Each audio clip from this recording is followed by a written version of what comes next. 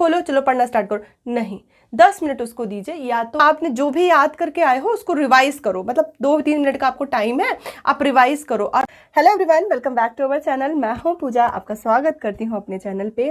तो चलिए आज बात करेंगे कि टीचर क्या होता है और फर्स्ट डे बच्चे को किस तरीके से टीच करना है। तो जो भी टीचिंग करने वाले हैं उनको तो पता है कि टीचर क्या होता है।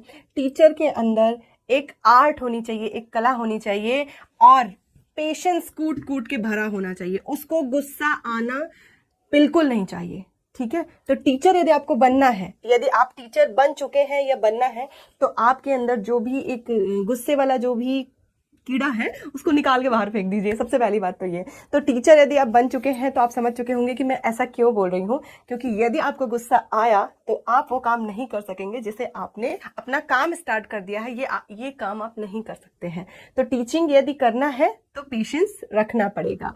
और टीचिंग करना है तो आपके अंदर एक कला होनी चाहिए कि बच्चे को हम किस तरीके से चीज़ों को समझा सकें, एक्सप्लेन कर सकें। हमें पता है यदि कोई भी लड़की या लड़का, कुछ भी, मतलब कोई भी बंदा यदि टीचिंग की फील्ड में आ रहा है तो उसको नॉलेज तो है, इसलिए वो टीचर बनने गया है ना। सब्जेक्ट का नॉलेज है उसको, मतलब सब्जेक्ट के नॉलेज है इसलिए वो टीचर बनने गया है। लेकिन उसके अंदर एक कला होनी चाहिए कि वो उस बात को मतलब प्रेजेंट कर सके बच्चे के सामने। मैंने देखा है बहुत अच्छे पढ़े लिखे लोग होते हैं लेकिन वो अपनी बात को एक्सप्लेन नहीं कर पाते, सामने रख नहीं पाते, बच्चे उसको समझ नहीं पाते। तो ऐसे लोग टीचर नहीं बन सकते।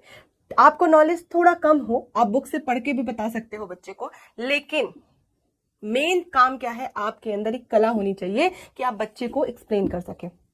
अब यहाँ पे बात आती है, आप यदि होम ट्यूटर बनना चाहते हो या घर में रहकर ट्यूशन पढ़ाना चाहते हो तो उसके लिए सबसे जो मेन चीजें मैं वो आपके साथ सामने रख रही हूँ कि सबसे पहले तो आपको यदि होम ट्यूटर बनना है या घर में रहकर ट्यूशन पढ़ाना है तो आपको जितने भी स्टैंडर्ड तक आप पढ़ाना चाहते हो उस स्टैंडर्ड तक आपको सभी सब्जेक्ट का नॉलेज होना चाहिए। आपका जो भी सब्जेक्ट है उस पर तो आपको बहुत अच्छी कमांड होनी चाहिए एक्सप्लेन करने की, और उसके अलावा आपको ऑल सब्जेक्ट पे कमांड होनी चाहिए। ऑल सब्जेक्ट्स आपको अच्छे से, मतलब आपने 1-2 बार वो बुक्स पढ़ी हो या 1-2 बार आपने किसी को पढ़ाया हो, पहले चाहे अपने घर में ही पढ़ाया हो, उससे भी बहुत सारा नॉलेज हो जाता है। लेकिन सारी बुक्स आपको पढ़ी हुई होनी चाहिए उस स्टैंडर्ड। देखिए बुक्स तो सब अलग अलग स्कूलों में अलग अलग लगती हैं, जहां एनसीईआरटी लगती है एनसीईआरटी सेम रहती है। पर अभी क्या है कि बहुत सारे प्राइवेट स्कूल अपनी अलग अलग एडिशन, मतलब अलग अलग राइटर की बुक्स लगवाते हैं, तो इसलिए उनकी बुक्स अलग अलग रहती है, बस बुक्स के नाम अलग होते हैं लेकिन मैटर समथिंग सब में सेम रहता है। यदि आप 5th स्टैंडर्ड के बच्चों की बुक पढ़ रहे हो तो उसका मैटर आपको सेम मिलेगा, 4th का मैटर सेम मिलेगा। तो ये ऐसा होता है, थोड़ा सा ज्यादा कम चलता है। अब मैं आपसे बात कर रही हूँ कि यदि फर्स्ट डे आपके पास बच्चा आया है तो आपको किस तरीके से उसको मतलब फर्स्ट डे आपका क्या होना चाहिए उसके साथ कि वो आपसे ज्यादा इंप्रेस हो। तो बच्चे को इंप्रेशन करने के लिए, मतलब बच्चे के अंदर अपना इंप्रेशन डालने के लिए सबसे मेन थिंग क्या है कि बच्चा जब आपके पास आता है तो उसको ये फील होना चाहिए कि मैं यहाँ पे पूरी तरीके से सुरक्षित हूँ।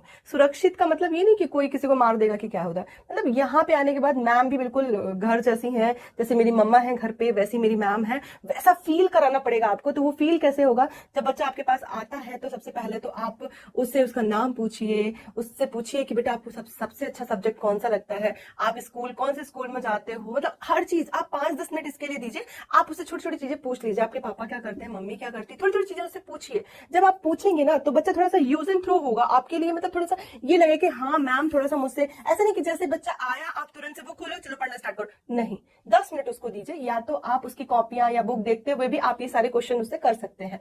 फिर उसके बाद आप उससे पूछिए कि ऐसे बातों में आपने पूछ दिया कि आपको कौन सा सब्जेक्ट सबसे अच्छा लगता है। तो यदि उसको मैथ्स लगता है फॉर एग्जांपल, तो सबसे पहले दिन आप उससे मैथ्स कर लीजिए, ठीक है। अब यहीं पे यदि प्ले स्कूल के बच्चे, play school nursery LKG UKG first second third तक, तो बच्चे से पूछे बेटा आपको सबसे अच्छा क्या लगता है, तो कुछ बच्चे तो बोलते हैं हमें ड्राइंग करना अच्छा लगता है, तो थोड़ा सा 10 मिनट उसको ड्राइंग करा दीजिए, है ना। तो ये आपको करना पड़ेगा, फर्स्ट डे उनके हिसाब से चलना है आपको, फिर सेकेंड डे थोड़ा सा अपने हिसाब से, थोड़ा सा उनके हिसाब से, इस तरीके से आपको धीरे धीरे धीरे धीरे बच्चे को पढ़ाना स्टार्ट करना है।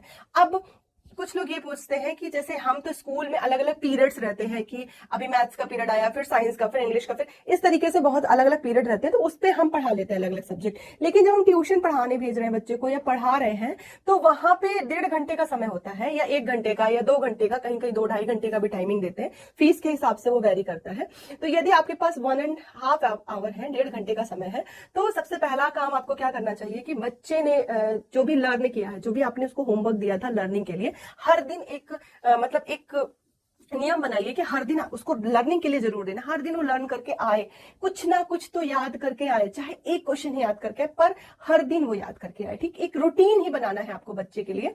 तो आपने जो भी उसको याद करने के लिए दिया है उसको आप बोलिए कि बेटा आपने जो भी याद करके आए हो उसको रिवाइज करो, मतलब 2-3 मिनट का आपको टाइम है, आप रिवाइज करो। और आप चाहो तो उसको लिखवा के भी देख सकते हो, और यदि बहुत बड़ा है तो आप लिखवाओ नहीं, टाइम वेस्ट होगा। तो आपको क्या करना है, उसको पूछ लेना है। ठीक है, ये काम सबसे पहला आपका हो गया। उसके बाद उसकी कॉपियां निकालो, मतलब कॉपियां देखिए कि क्या चीज उसको पढ़ाया गया है, क्या आज स्कूल में उसको पढ़ाया गया है। यदि आप उसको कुछ नई चीज पढ़ाई गई है तो आप उससे पूछो कि बेटा आपको ये समझ में आया है क्या, तो वो बोलेगा हाँ मैम आगे, चलो बताओ क्या समझ में आया है। तब फिर वो क्वेश्चंस का आंसर नहीं दे पाएगा। जब वो आंसर नहीं दे पाएगा आपको वहीं पे उसको पकड़ना है और वही चीज आपको एक्सप्लेन कर देनी है। तो ये तो हो गया किसी सब्जेक्ट की बात। फिर उसको क्या करना है, मेन सब्जेक्ट पे पहले आपको थोड़ा सा ध्यान देना है, उसके बाद आपको उसको मैथ्स करने के लिए देना है। ठीक, आपने समझा दिया, मैथ्स करने के लिए दे दिया। अब मैथ्स दे दिया तो वो बच्चे से आप 10-15 मिनट के लिए फ्री हो चुके हो, वो बच्चा मैथ्स करेगा, तब तक आप दूसरे बच्चे के लिए ये सब कुछ कर सकते हो। फिर ऐसे ही जब वो करके दिखा दे, ऐसे आपको अल्टरनेट एक दूसरे की तरफ जाना है, वो आपको मैनेज करना है। वहां पे क्या सिचुएशन बन रही है, आप किस तरीके से बच्चों को मैनेज करोगे, वो आपको वहां पे हैंडल करना है। फिर धीरे धीरे आपको, जब आपने पढ़ाना स्टार्ट कर दिया ना, और जब कंबाइंड क्लास के बच्चे एक साथ बैठाते हो, तब यहाँ पे मैं आपको एक चीज बताऊं, कुछ लोग बोलते हैं कि कैसे मतलब अलग अलग क्लास के बच्चों को पढ़ा लेती होंगी, ये तो बहुत टफ काम है, इसमें बच्चे पढ़ते नहीं होंगे। नहीं, आप गलत सोच रहे हो। अलग अलग क्लास के बच्चों के साथ पढ़ने का एक अलग ही मजा होता है बच्चों का। बच्चे छोटे बच्चों को भी देखते हैं, बड़े बच्चों को भी देखते हैं, इसलिए वो ज्यादा कुछ वहां पे कर पाते हैं। और एक ग्रुप में पढ़ना और एक अलग से पढ़ना, इसमें बहुत डिफरेंस होता है। मेरे पास कई पेरेंट्स ऐसे आते हैं, मेरे पास 15 ईयर का एक्सपीरियंस है इस चीज का, मैं इसलिए आपके सामने ये बातें रख रही हूँ। 15 साल से मैं होम ट्यूशन, मतलब घर में ट्यूशन पढ़ा रही हूँ। होम ट्यूशन तो नहीं देती, अब पहले देती थी, अब मैं एक घर में ट्यूशन पढ़ा रही हूँ। पहले मैं घर में जाके भी कई बार मैंने पढ़ाया है, ग्रुप में ही पढ़ाया है, ऐसे इंडिविजुअल नहीं। लेकिन इसका एक बहुत बड़ा बेनिफिट होता है। आप वो चीज यदि आप टीचर के व्यू से देखोगे ना, तो बहुत ज्यादा अच्छा है। मैं तो हमेशा चाहूंगी कि बच्चा ग्रुप में पढ़े। रीजन ये है, ग्रुप में पढ़ने से उसको नॉलेज भी होता है, वो अलग अलग चीजों के बारे में जानता है। अलग, जैसे मैं यदि समझा रही हूँ किसी को जनरल नॉलेज, तो वो जनरल नॉलेज को सुनेगा।